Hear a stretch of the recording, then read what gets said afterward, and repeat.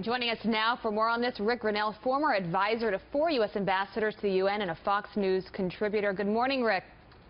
Good morning, Abby. Thanks for having me. Thanks for being here. So this comes just months after we made this new deal with Iran, where the administration was hoping to ease the sanctions. Now we're basically seeing the opposite happening, new sanctions. What sanctions are we talking about here? Yeah, good point. I mean, look, we were told from the beginning that if there was a violation, that we would have snapback sanctions immediately.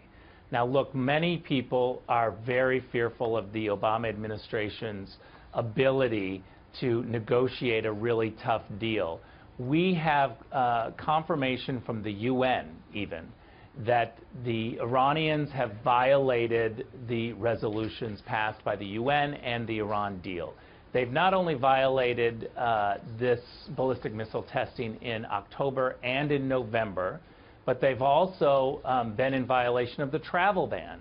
There are multiple situations in which the Iranians have decided to really tear up this agreement and pretend like it's a different issue. One troubling thing here, Abby, is what you're alluding to in your question is that we are going to now sanction Iran for this ballistic missile test, but next month we're going to give them $100 billion in relief.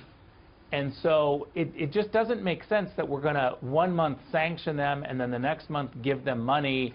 We've got to get our policy more consistent. We have to be able to say that Iran is violating this agreement. They've never been serious about this.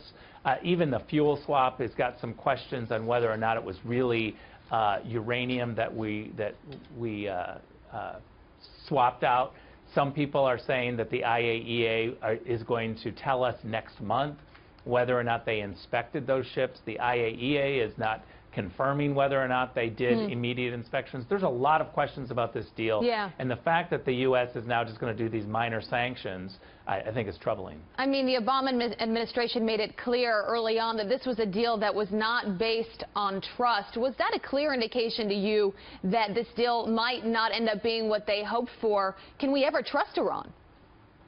Yeah, that's the whole question here is that we shouldn't trust them. We should do exactly as the phrase goes, trust but verify at the most. I would say that the history of Iran shows that we shouldn't even trust them, that we shouldn't enter into an agreement unless they produce action first.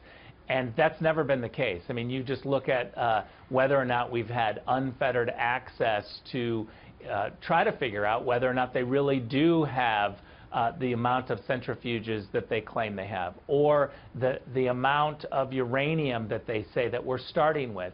You know, we're talking about pulling enriched uranium out of Iran and giving it to Russia, but the fact is we don't know how much enriched uranium we're starting with because we've never inspected. We've never had unfettered inspections. That's been a problem for decades. And it's actually the reason why we put sanctions on Iran originally. So what happens with this deal? How many times does Iran have to test us and prove that they aren't trustworthy for us to say, you know what, we can't keep going with this? I think it's pretty clear that this Obama administration has cut this deal because of political reasons. They absolutely, for political reasons, wanted to make this deal work. So whether or not Iran complies is kind of a separate issue. The Obama team is stuck on making sure that they can say that they have a deal. So to answer your question, really, I think it's going to take the next president.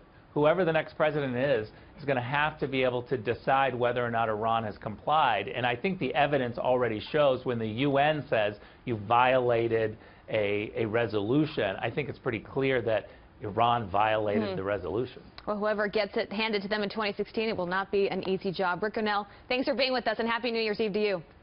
You too, Abby.